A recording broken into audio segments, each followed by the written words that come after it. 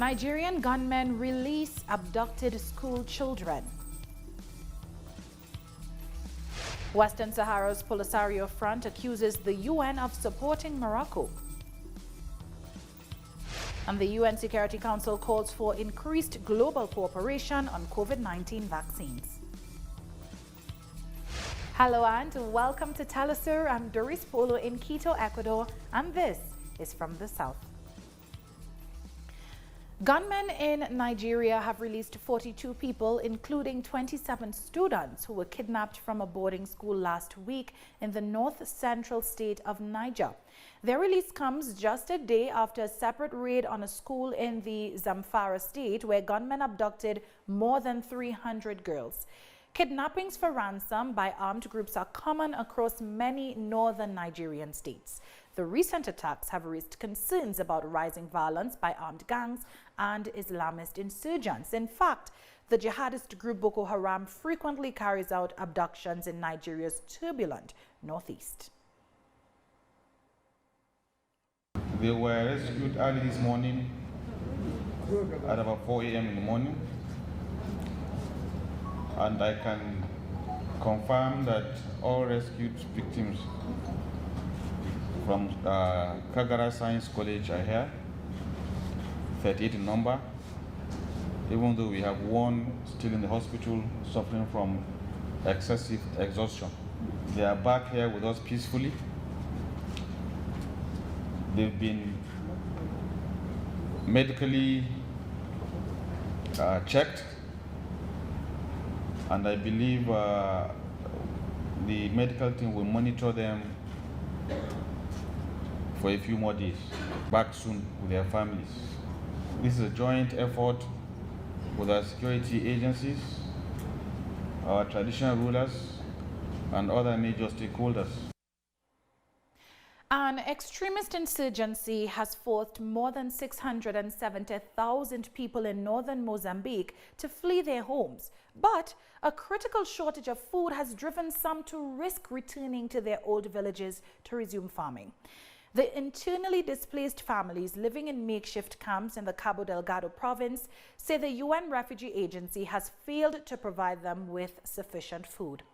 The UN announced this week that 1.3 million people in Cabo Delgado and neighboring Niassa and Nampula provinces are in need of humanitarian aid, with 950,000 facing severe hunger. The authorization to parcel the plots of land was given by the leader, and the leader didn't talk with the local landowners to tell them that from now on they have to share the land with us displaced people. That's why we are having conflict between the locals and us.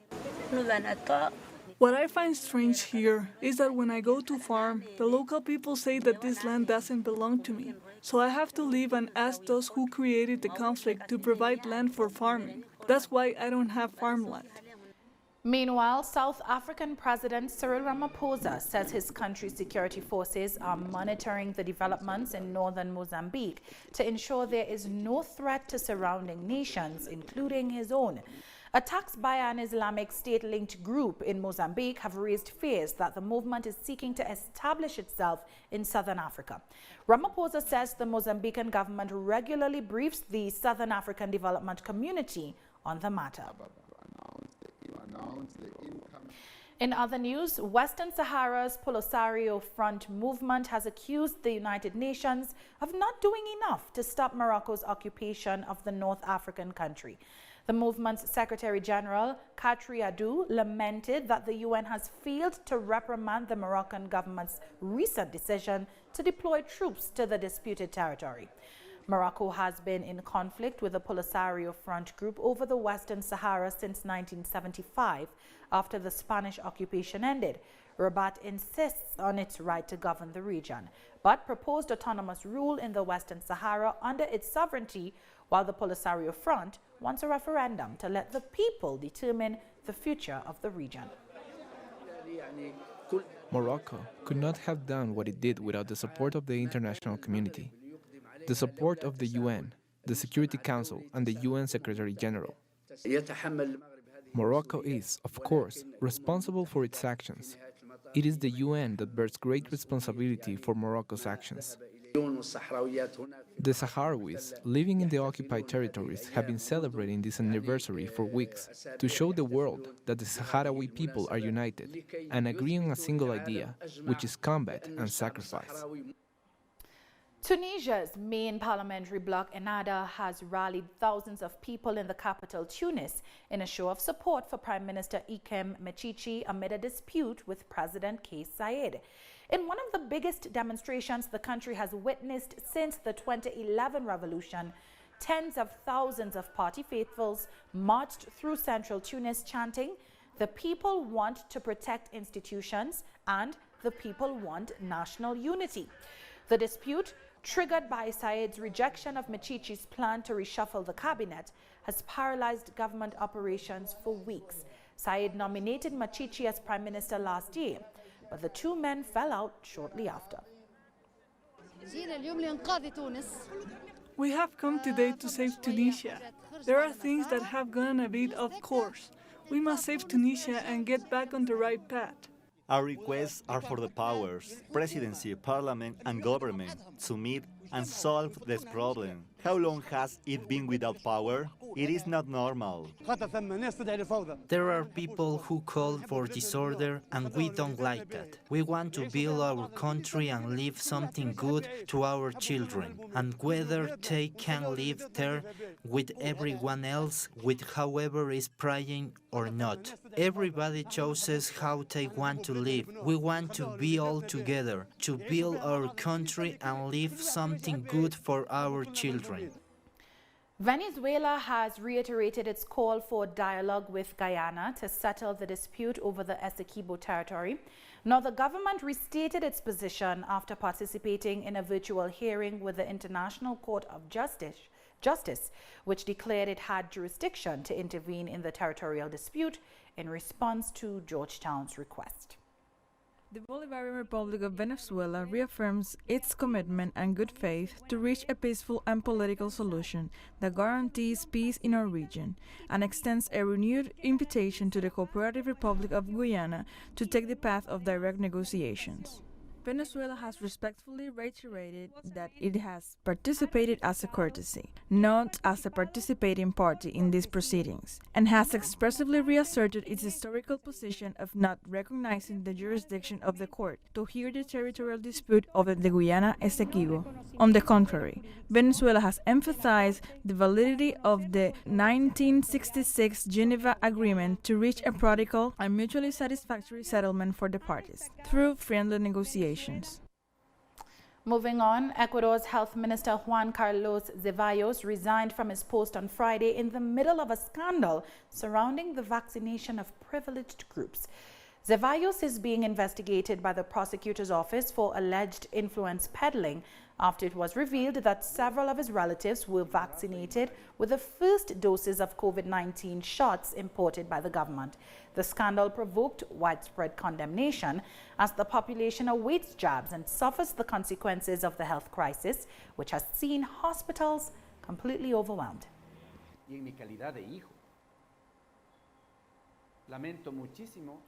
As tensions continue in Ecuador following the presidential elections on February 7th, supporters of losing candidate Yaku Perez have clashed with police. Confrontations were reported outside the National Electoral Council, where supporters of Perez and his Pachakutik party gathered. Meanwhile, indigenous leader Gustavo Tenesaca, member of the Confederation of Peoples of Quechua nationality, says the group will join a strike called by the Pachakutik party. This as Perez has refused to recognize the election results, claiming he was a victim of electoral fraud. United States authorities have declassified a document which revealed that Saudi Arabian Crown Prince Mohammed bin Salman authorized the operation to capture or kill journalist Jamal Khashoggi. The Biden administration provided the 2-year-old report to Congress ahead of its public release on Friday. The document concludes that given his control over decision-making, the Crown Prince must have approved the operation. According to Turkish authorities, Jamal Khashoggi was murdered at the Saudi consulate in Istanbul on October 2nd by a squad of 15 men who first strangled him and then dismembered his body. His remains were never found. However, Saudi Arabia rejected the conclusions of the report in a statement released by its foreign ministry. It said the report contained inaccurate information and findings. It added that the kingdom denounced the crime and its leaders took the necessary measures to ensure that those responsible were brought to justice.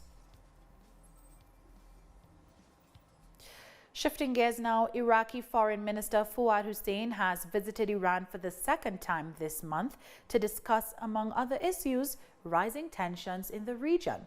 Hussein met with his Iranian counterpart, Mohammad Javad Zarif.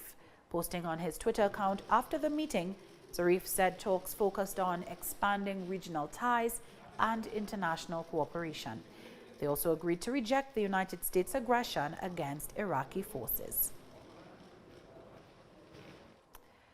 The United Nations High Commissioner for Human Rights, Michelle Bachelet, has presented her global update to the Council, including reports on Colombia, Honduras, and Venezuela. Bachelet urged the government of Colombia to step up measures to prevent the targeted killings of human rights defenders and demobilized guerrillas, which increased in 2020. Regarding Honduras, she called on the administration to address the disproportionate use of force against protesters. Turning to Venezuela, Bachelet underscored the advances in the agreements reached with the government, including the possible installation of a commission in the country. More generally, she expressed concern about the expulsion of asylum seekers and refugees in several nations without taking their vulnerability into consideration.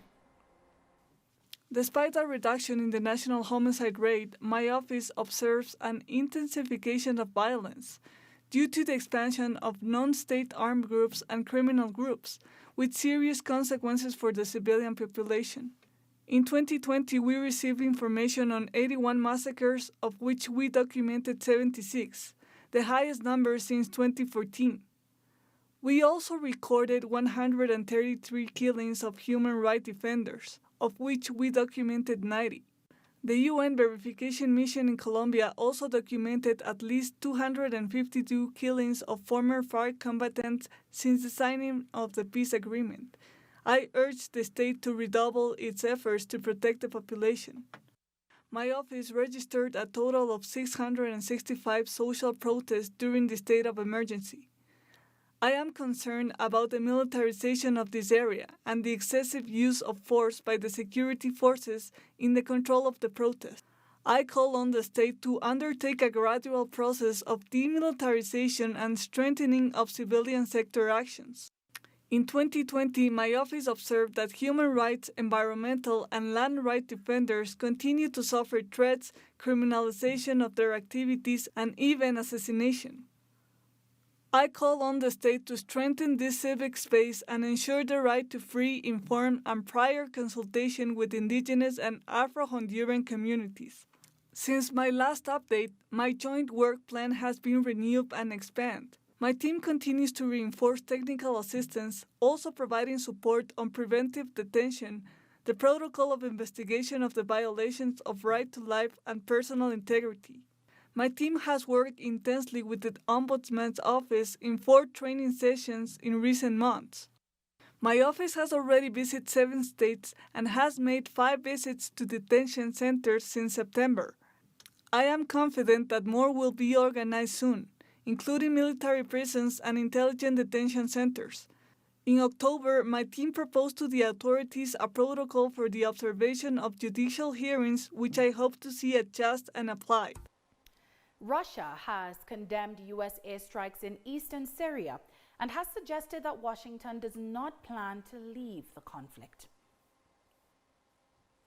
We want to ask the U.S. directly if they allegedly made a decision never to leave Syria at all, even to the point of destroying this country. Politically and diplomatically, it is very important for us to resume contacts with the U.S. We hope that the new administration will soon form its team for this purpose. We strongly condemn such actions and call for Syria's sovereignty and territorial integrity to be unconditionally respected.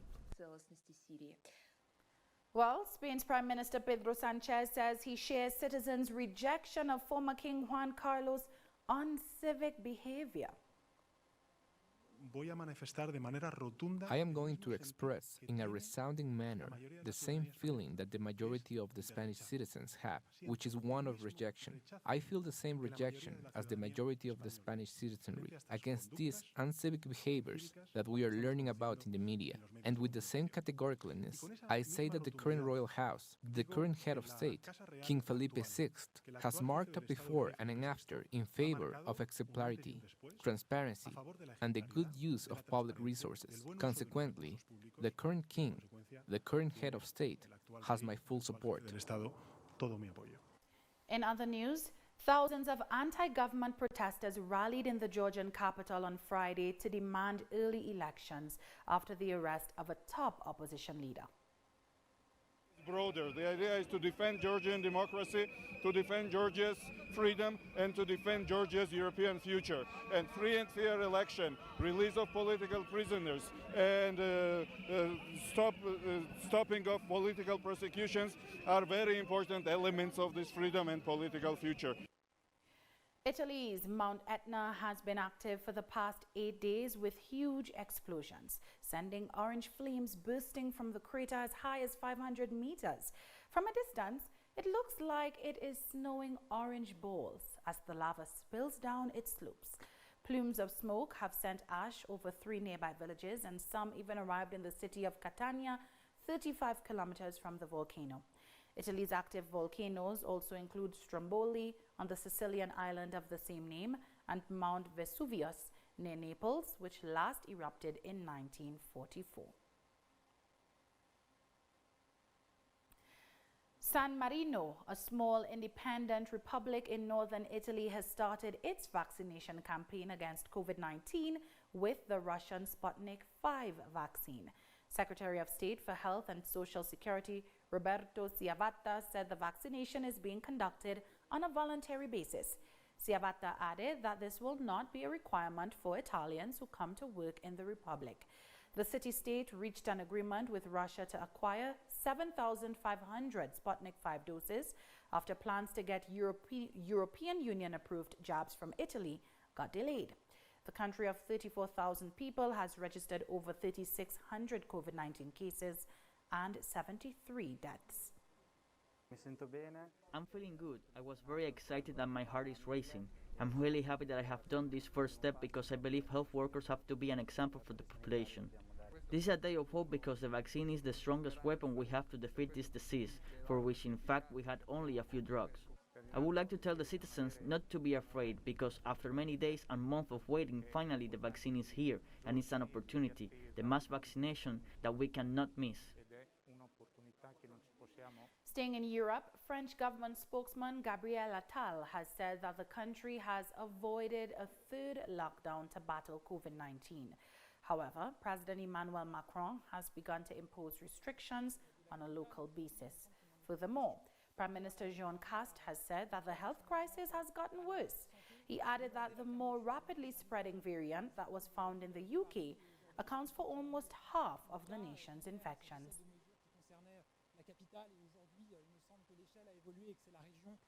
Now, the Director General of the World Health Organization, Tedros Ghebreyesus, has said he is glad that the UN Security Council voted in favor of vaccine fairness.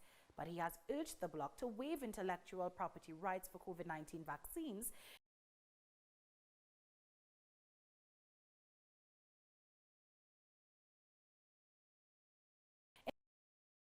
in order to increase production and coverage.